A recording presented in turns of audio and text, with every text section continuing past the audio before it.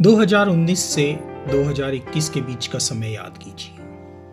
आज भी रूह कांप जाएगी। एक ऐसा वायरस सामने आया जिसका ना कोई सुराग था ना कोई इलाज, और जो बच गए बस ईश्वर का करम जानिए।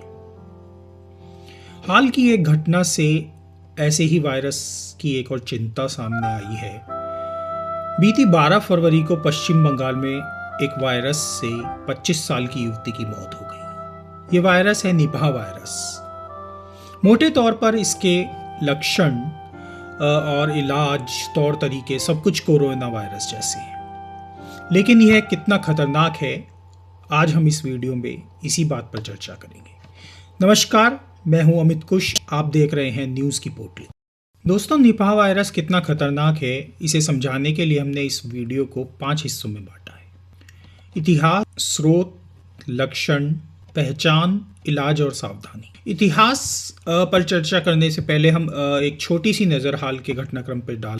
मामला पश्चिम बंगाल के 24 परगना जिले का है, जहां बीती 12 फरवरी को एक 25 साल की युवती की मौत हो गई।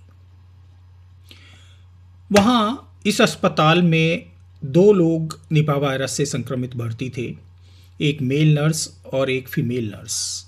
जो युवती मरी है वो क्रिटिकल केयर में थी पिछले 20-25 दिनों से, जबकि पुरुष नर्स जो है वो ठीक होकर घर जा चुका है। इस महिला में भी बताया जा रहा है कि सब संक्रमण धीरे धीरे खत्म हो रहा था, सुधार की तरफ था, लेकिन अचानक हार्ट फेल हुआ और इसकी मौत हो गई। दरअसल जो वायरस था उसने इसके शरीर पर ऐसा असर किया था कि पूरी प्रतिरोधक क्षमता खत्म हो गई। याद कीजिए कोरोना का समय, वहाँ भी सबसे बड़ा चैलेंज यही होता था कि इम्यूनिटी कैसे बढ़ाई जाए।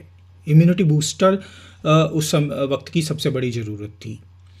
बहरहाल इन दोनों मरीजों में जो लक्षण सामने आए थे वो दिसंबर 2025 में सामने आए। एक ट्रैवल हिस्ट्री बताई गई अब आसपास के ज़िले में, वहाँ से इनको संक्रमण लगा। उसके बाद पीआईबी की जो एक प्रेस रिलीज़ है उसके अनुसार इनके संपर्क में आने वाले 196 लोगों की जांच की गई, लेकिन शुक्र है सभी लोग नेगेटिव रहे। दोस्तों, अब नज़र डालते हैं पूरी दुनिया में निपाह वायरस के मामलों पर। इसका सबसे पहला मामला 1998 में मलेशिया में सामने आया, कुछ पिग फार्मर्स के बीच में। अगले साल 1999 में सिंगापुर में इसके मामले मिले, तो पता चला कि जो मलेशिया से कुछ संक्रमित पिग्स वहाँ पहुँचे थे जिनसे ये रोग वहाँ फैला।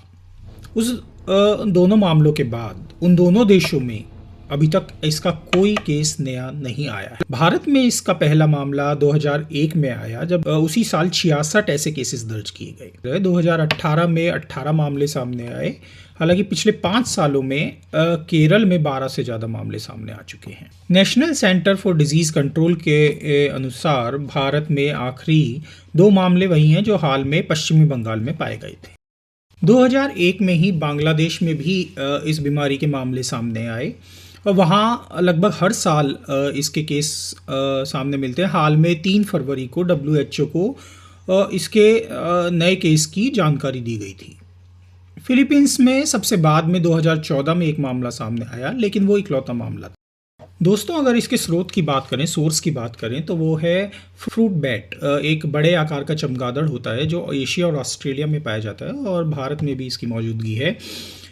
इसको बहुत आम भाषा में उड़ने वाली लोमड़ी भी कहते हैं इसके बड़े आकार की वजह से। जब यह किसी फल को खाता है तो वो फल संक्रमित हो जाता है और संक्रमित फल इंसान के खाने से ये इंसान में फैलता है। इसके दूसरा फैलने का तरीका आपसी संपर्क भी होता है, बहुत नज़दीकी संपर्क। याद कीजिए कोरोना की तरह से सामाजिक दूरी की जो बात हुई थी वो इसीलिए हुई थी कि आपसी संपर्क से कोरोना न फैले। वही प्रिकॉशन निपाह वायरस के लिए भी होती है।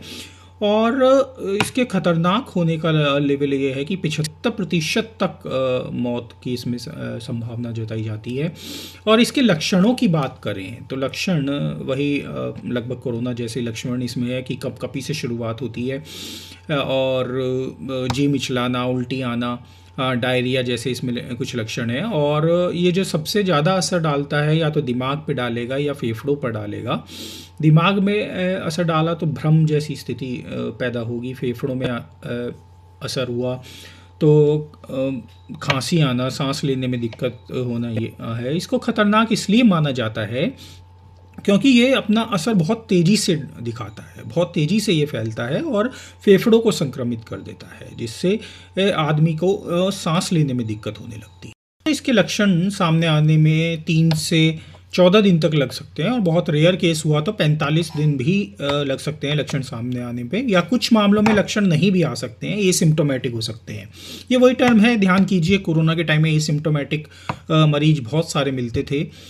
तो वही मोर और लेस वही लक्षण निपा वायरस में भी दिखाई देते हैं। हम इनकी पहचान की बात करें तो इसकी जांच कैसे की जा सकती है? जांच के भी वही तरीके लगभग हैं, RT-PCR test, ELISA test, blood samples, इन सब से इसकी पुष्टि की जा सकती है। बात करते हैं इलाज की।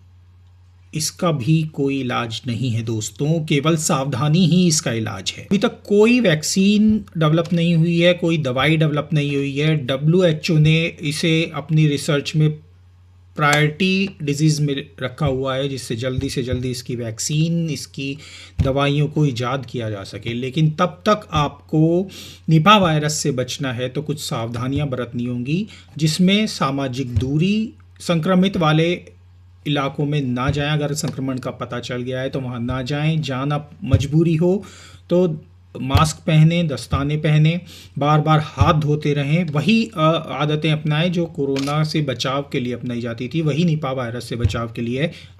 तो दोस्तों, हम आपसे कहेंगे कि पूरी सावधानी बरतें और फ़िलहाल निपा वायरस से घबराने की, डरने की बहुत ज़्यादा ज़रूरत नहीं है।